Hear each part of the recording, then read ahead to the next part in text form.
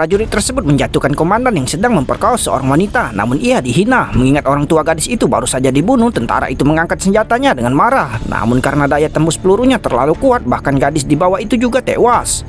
Suara tembakan menarik temannya yang lain. Karena takut masalah itu akan terungkap, tentara itu sekali lagi mengangkat senjatanya dan mengarahkannya ke temannya. Kemudian ia segera berlari meninggalkan rekan satu timnya di belakang sambil berteriak.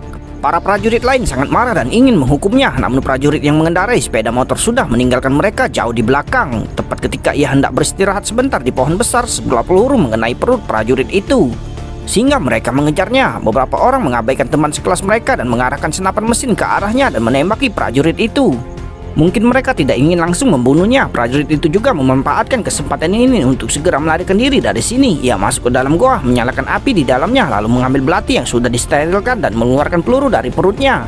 Namun prajurit itu tidak dapat menahan rasa sakit yang parah dan pingsan.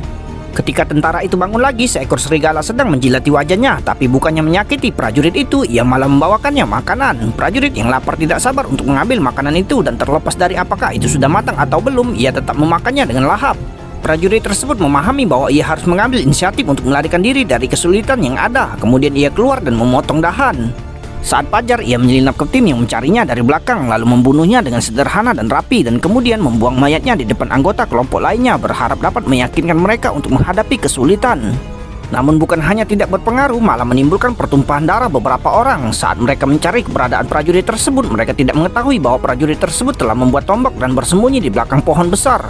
Tombak itu dengan kuat dilemparkan ke paha rekan satu timnya. Orang yang terluka itu hendak mengambil senjatanya dan melawan, namun dihentikan oleh prajurit itu.